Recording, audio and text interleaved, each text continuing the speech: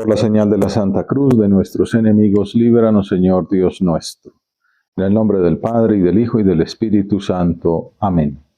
Señor mío y Dios mío, creo firmemente que estás aquí, que me ves, que me oyes.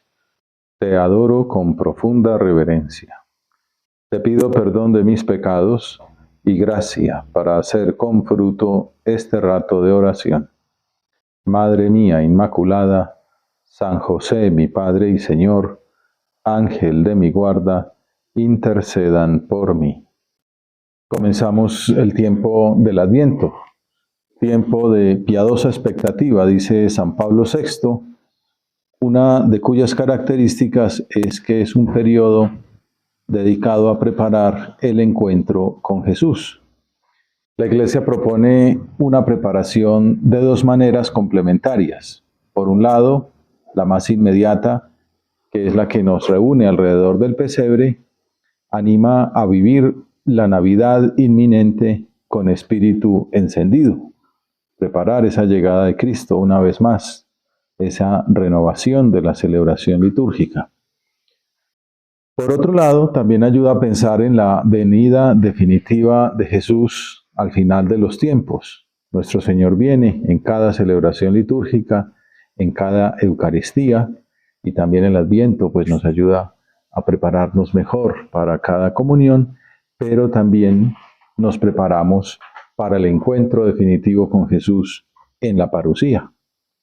En este periodo litúrgico se consideran las virtudes teologales, uno de los temas de meditación.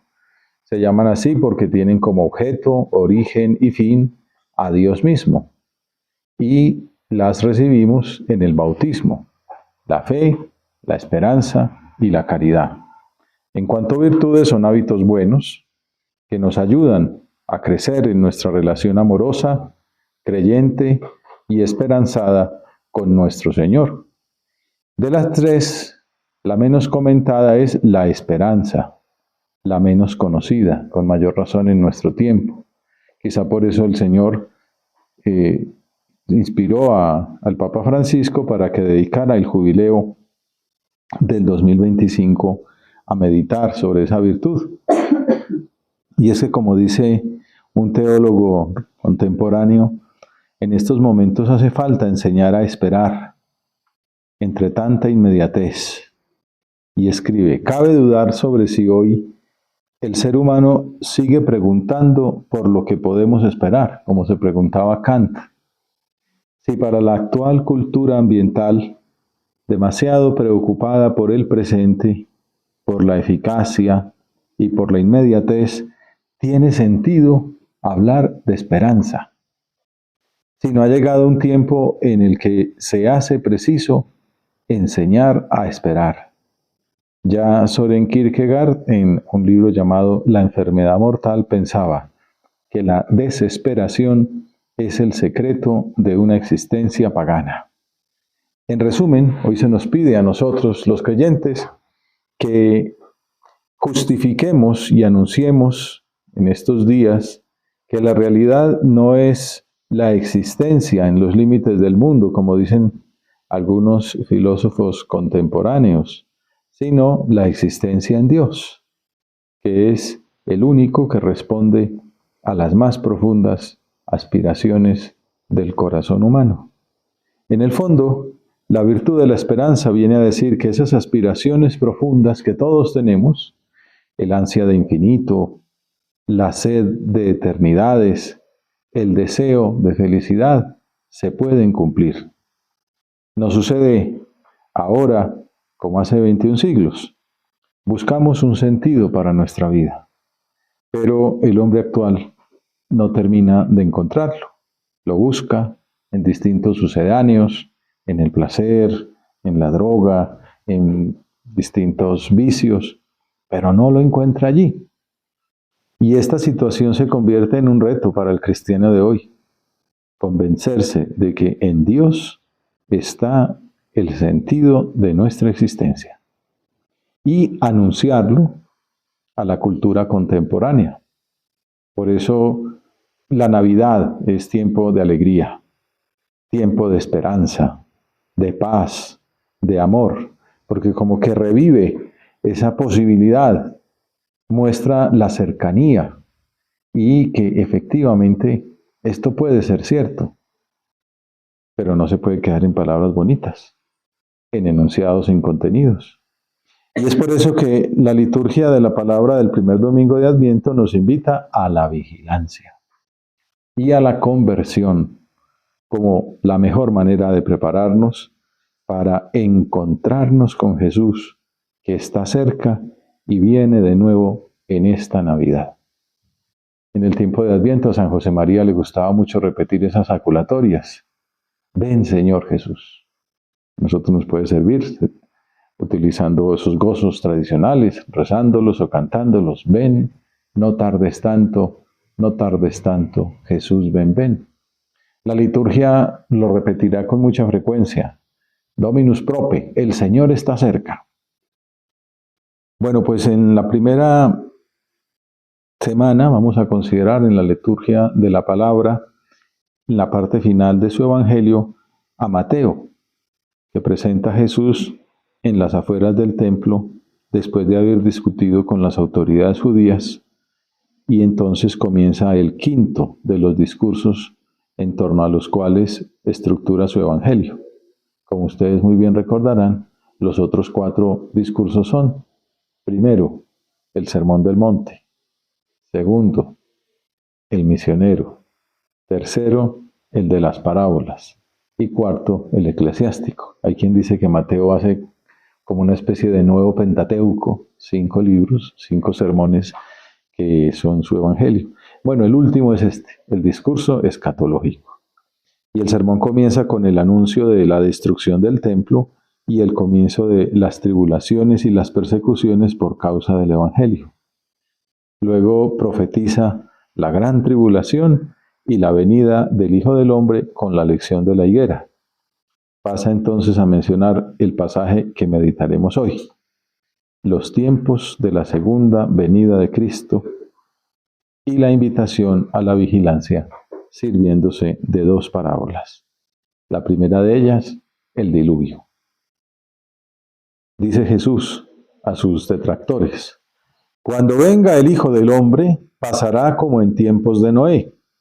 En los días anteriores al diluvio, la gente comía y bebía, se casaban los hombres y las mujeres tomaban esposo, hasta el día en que Noé entró en el arca. Y, cuando menos lo esperaban, llegó el diluvio y se los llevó a todos. Igualmente sucederá cuando venga el Hijo del Hombre. 2 hombres estarán en el campo, a uno se lo llevarán y a otro lo dejarán.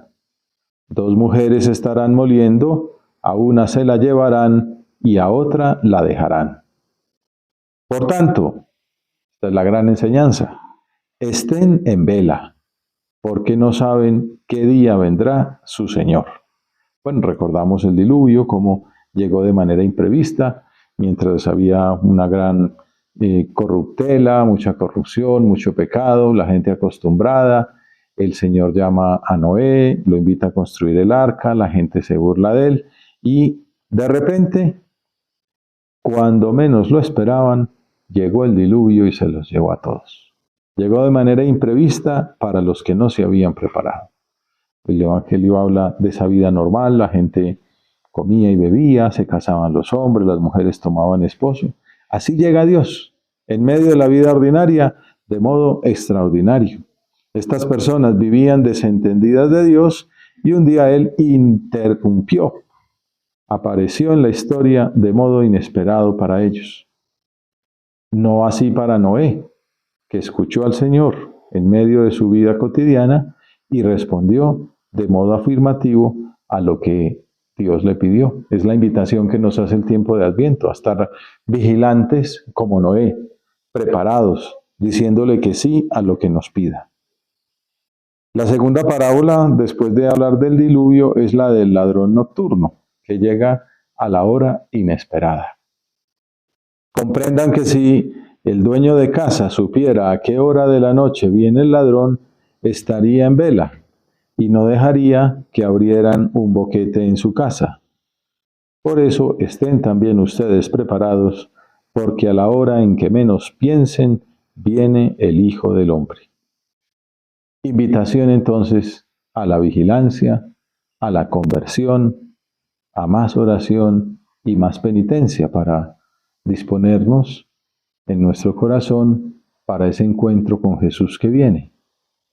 En Forja hay un punto de San José María en el que habla de esta vigilancia, donde dice: tú, cristiano, y por cristiano, hijo de Dios, has de sentir la grave responsabilidad de corresponder a las misericordias que has recibido del Señor.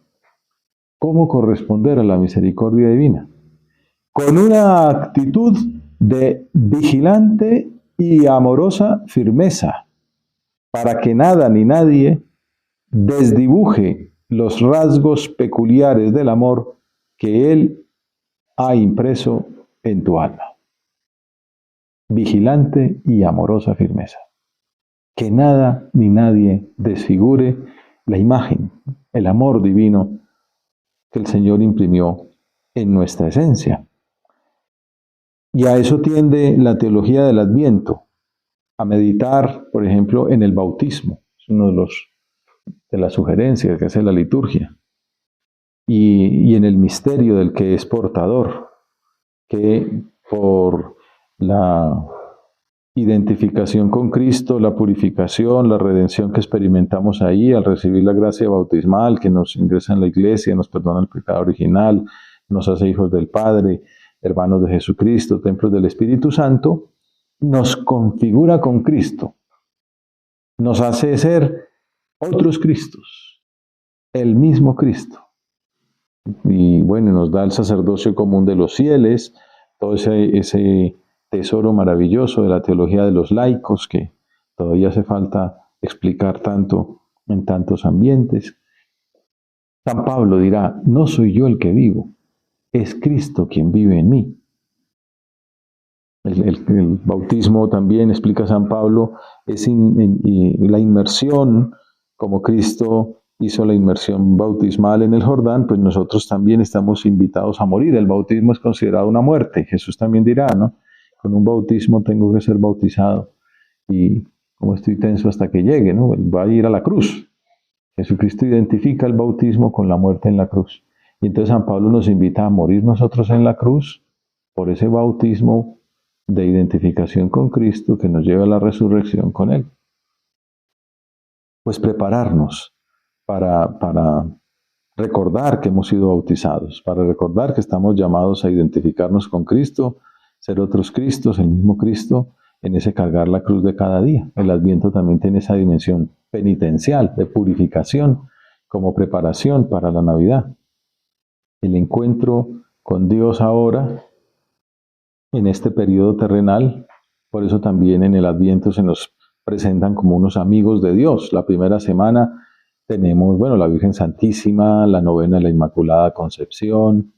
Aparece mucho la figura de San Juan Bautista como modelo de preparación para la llegada de Jesús. Luego se presentan profetas, pero la gran figura de preparación es la Virgen Santísima, también San José. Juan Bautista tiene de interesante esa actitud de oración, de pedir al Señor que envíe ese Mesías y enseñarle a los discípulos a rezar. Por eso le dirán después a Jesús que les enseñe a rezar como Juan enseñaba también a los suyos. Y preparar también, nos dice la teología del Adviento, los dos encuentros definitivos con Dios, que son la muerte y el juicio particular, que viene inmediatamente después de ella, tema que se ha visto mucho en noviembre, y luego el juicio universal, cuando terminen los tiempos. Esperanza, que es anticipo en la tierra del reino eterno en el cielo. Entonces decíamos que el Adviento nos invita a meditar las virtudes teologales y especialmente ahora podríamos quedarnos en esta de la esperanza. San José María tiene una homilía muy bonita para el Adviento, para el comienzo del Adviento. Es la primera homilía del libro Es Cristo que pasa, se llama Vocación Cristiana. Y al final de la homilía dice: y lo relaciona con la virtud que estamos considerando. Dice, el tiempo de Adviento es tiempo de esperanza. Todo el panorama de nuestra vocación cristiana, esa unidad de vida que tiene como nervio la presencia de Dios Padre nuestro, puede y debe ser una realidad diaria. La búsqueda de la santidad en la vida cotidiana. Pídelo conmigo a Nuestra Señora, se lo pedimos, Madre nuestra, Señora del Adviento, ayúdame a que sea una realidad diaria esa unidad de vida, presencia de Dios. Imaginando cómo pasaría ella esos meses en espera del hijo que había de nacer. Varios de ellos en Ain Karim, visitando a su prima Isabel, trabajando, y luego pues ya esa preparación inmediata del parto con la peregrinación a Belén para el censo que marcaba a ese hijo suyo como hijo de David. ¿Cómo pasaría ella esos meses? ¿Cómo trataría a su hijo en su vientre? Diciéndole oraciones encendidas, sabiendo que llevaba a Dios en espera del hijo que había de nacer. Y Nuestra Señora, Santa María, hará que seas otro Cristo, el mismo Cristo, como decíamos, que es el misterio del que somos portadores por el bautismo. Por eso meditamos ahora sobre esta virtud, basados en esa encíclica que escribió Benedicto XVI sobre la esperanza, Spes Alpi. Estamos a punto de cumplir 20 años de esa encíclica que es muy bonita, muy profunda, muy recomendable, donde cita un texto de San Gregorio Nacianceno, muy interesante y actual, muy iluminador, dice él. Se trata de un sermón navideño sobre la Epifanía, la visita de aquellos científicos de la época al niño recién nacido. Y dice San Gregorio, en el mismo momento, cuando los magos, guiados por la estrella, adoraron al nuevo Rey Cristo, llegó el fin para la astrología. Porque desde entonces las estrellas giran según la órbita establecida por Cristo. La astrología decía que los seres humanos giraban de acuerdo con los destinos que marcaban las estrellas, ¿no? Y todavía hay gente que cree en esas bobadas, ¿no? En estos días hablábamos de un amigo que lo pusieron a hacer una práctica en periódico y no hizo como los de ahora que inventan noticias con inteligencia artificial, sino que le pusieron una gran tarea al practicante de periodismo, que se encargara del horóscopo. Todos los días se inventaba cosas. No tome decisiones apresuradas. Bueno, pues ya San Gregorio Nacianceno dijo que cuando los pagos, que eran expertos en astrología, visitaron al creador de las estrellas, se acabó la astrología. Porque desde entonces son las estrellas las que giran según la órbita establecida por Cristo. En efecto, en esta escena se invierte la concepción del mundo de entonces, que de modo diverso también hoy está nuevamente en auge. No son los elementos del cosmos, las leyes de la materia, lo que en definitiva gobierna el mundo y el hombre, sino que es un Dios personal quien gobierna las estrellas, es decir, el universo. No falta todavía el día que, si no, ¿tú qué día cumples años? El 1 de junio. Ah, eres Géminis. Ah, eres Acuario. Pues bueno, no es porque nació ahí están las cosas, pero no son las estrellas las que nos gobiernan, ¿no? Las leyes de la materia, sino es un Dios personal, el que gobierna las estrellas, el que gobierna el universo. Es un Dios tripersonal, 3 personas distintas, un solo Dios verdadero, un Dios que se hizo niño para mostrarnos el camino, como dice el concilio, ¿no? Jesucristo revela al hombre al propio hombre, el camino que le hace feliz. Estamos en el siglo XXI con tanto desarrollo científico y los principales periódicos siguen publicando esas páginas enteras con el horóscopo porque es una de las secciones más leídas. Sigue habiendo quien cree que las estrellas gobiernan su destino y su libertad. Gregorio Nacianceno concluye que la última instancia no son las leyes de la materia y de la evolución, sino la razón, la voluntad, el amor, una persona. Esta cita es actual a pesar de tratarse de un autor del siglo IV, porque ya anticipa la deriva que correría el concepto de la esperanza a lo largo del tiempo. En concreto, prevé el sentido que tomaría el pensamiento humano, sobre todo a partir de la Edad Moderna, como señala muy bien Benedicto XVI en esa encíclica. Y específicamente cita un autor del que sale un artículo que yo escribí, los invito a leerlo en un momento, con el cual la nueva esperanza pasó a ser la fe en el progreso. El autor es Francis Bacon. Claro, si uno pierde la fe en Dios, entonces tiene que buscar otro sucedáneo. Entonces estos encontraron el progreso, lo que se llama el mito del progreso. Todo irá mejor, ¿no? Gracias a Dios hay ciencia y ya verán ustedes cómo nos podemos centrar en dos ideas, la idea de la razón y la idea de la libertad. O sea que el hombre marca el destino con su desarrollo científico y experimental. Esto es una parte muy bonita de la encíclica, de la número 16 al 20 más o menos, se lo recomiendo, porque dice que ese proceso se concretó en dos manifestaciones políticas. Por una parte, la Revolución Francesa, y por otra, la Revolución Marxista. Es una explicación muy interesante. La revolución de los burgueses y la revolución del proletariado, que sin embargo, ninguna de las dos cumplieron sus expectativas. En ambas se cumplió la profecía de Kant, quien pensaba que el reino de Dios consistía en superar la fe eclesiástica por la fe racional, la predicación de la iglesia por una fe humana, pero él tampoco era ingenuo y se daba cuenta de que esa posibilidad llevaba a sus riesgos. Y en otra obra advertía que ese camino podría desembocar en el final perverso de todas las cosas. Bueno, esa esperanza humana, política, por donde ha ido buena parte de la teología contemporánea y a nosotros pues nos ha tocado a través de algunas teologías de la liberación, sobre todo pues las de impronta marxista, esos fracasos de la modernidad demostraron de nuevo la necesidad de acudir a Dios. Y de eso es de lo que habla Benedicto XVI en la encíclica Espe Salvi. De eso es de lo que nos habla el Adviento que estamos comenzando, que lo que redime al hombre es el amor, no la ciencia. Obviamente la ciencia está muy bien porque es un don de Dios, pero uno pretender que con el desarrollo científico, experimental o con el desarrollo político va a encontrar el cielo en la tierra, pues es un imposible metafísico. Lo que redime al hombre es el amor, pero debe ser un amor incondicionado, ilimitado, y ahí es donde experimentamos lo que es la virtud de la esperanza. Quien toca el amor se transforma, intuye lo que es la vida y cae en la cuenta de que las realidades terrenales no satisfacen plenamente las aspiraciones del corazón humano. Como dicen, esto de aquí es un continuo acabarse, aún no comienza el placer y ya se termina. Todo eso dice, necesito más, ¿no? No es suficiente. Y efectivamente, el único que colma las ansias del corazón humano es Dios mismo.